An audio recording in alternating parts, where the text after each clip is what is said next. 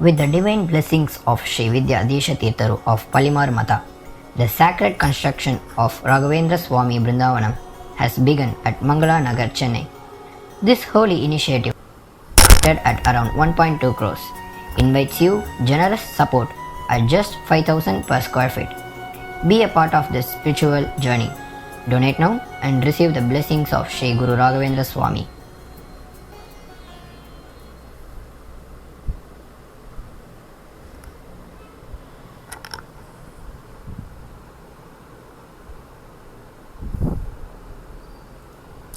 வணக்கம், good morning. MAS Rainman. இனிய காலை வணக்கம். இது என் தனிப்பட்ட வானிலை அனுமானம். அஃபிஷியல் ஃபோர்காஸ்ட் இந்திய வானிலை ஆராய்ச்சி மையம் மற்றும் அரசின் சார் அறிவிப்புகளை பின்தொடருங்கள்.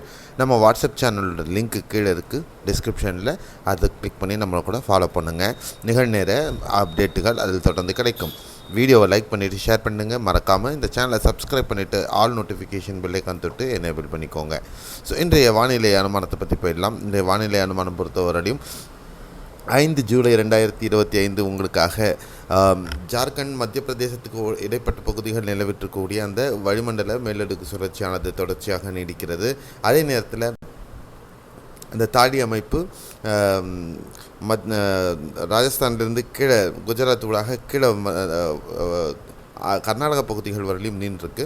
அதே நேரத்தில் இந்த தென்மேற்கு பருவக்காற்று ஈரமிகு காற்று அரபிக்கடலிலிருந்து மேற்கு கரையோர ஊடாக இழுக்கப்படுகிறது. ஸோ இதன் காரணமாக தென்மேற்கு பருவமழை தொடர்ந்து நீடித்து கொண்டிருக்கிறது அப்படிங்கிறது நம்ம தெரியணும். அடுத்த ஓரிரு நாட்களில் இது இந்த அச்சானியானது இமயமலைகளை நோக்கி நகர ஆரம்பிக்கும். அந்த காலகட்டத்தில் நம்மளுக்கான பருவமழை, இந்த தென்மேற்கு பருவமழை தொய்வு ஏற்பட்டு நமக்கான வெப்பச்சலன மழை முழுவீச்சில் தொடங்கும் அப்படிங்கிறது தான் இப்போ இருக்கக்கூடிய எதிர்பார்ப்பு.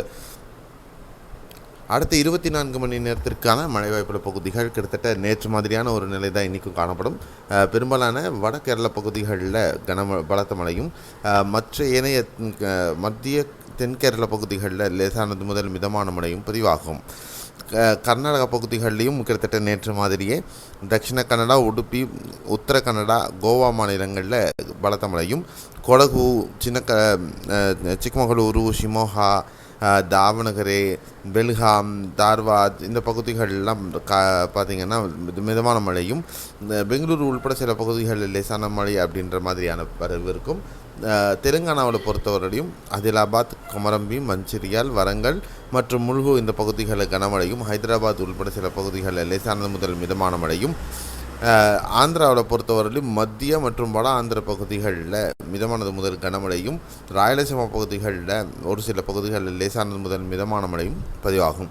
தமிழகத்தில் கிட்டத்தட்ட நேற்று மாதிரி தான் நீலகிரி, வால்பாறை பகுதிகளில் மிதமான மழையும், மற்ற ஏனைய மாவட்டங்கள் நேற்று ஒரு சில பகுதிகளாக இருந்தது. இன்றைக்கி தமிழகத்தில் ஒரு சில பகுதிகள் பரவலாக சென்னை, திருவள்ளூர், காஞ்சிபுரம், செங்கல்பட்டு, ராணிப்பேட்டை, வெள்ளூர், திருவண்ணாமலை, திருப்பத்தூர், கள்ளக்குறிச்சி ஆகட்டும், விழுப்புரம், பாண்டிச்சேரி, கடலூர், கிருஷ்ணகிரி, தருமபுரி, சேலம், நாமக்கல், ஈரோடு, அதே மாதிரி தென் மாவட்டங்களில் சிவகங்கை, காரைக்குடி, புதுக்கோட்டை, தஞ்சை ஆகட்டும், அந்த பக்கம் டெல்டா மாவட்டங்களில் மயிலாடுதுறை மாவட்டம் ஆகட்டும், நாகை, காரைக்கால் பகுதி, இப்போக்கு தென்காசி, திருநெல்வேலி, கன்னியாகுமரி, தூத்துக்குடி, ராமநாதபுரம், விருதுநகர், மதுரை, திண்டுக்கல், தேனி மாவட்டங்கள்ன்ற மாதிரி இந்த பகுதிகள் எல்லாமே பரவலாக லேசானது முதல்ல மிதமான மழை பதிவாகிறதுக்கான வாய்ப்புகள் இருக்கின்றன.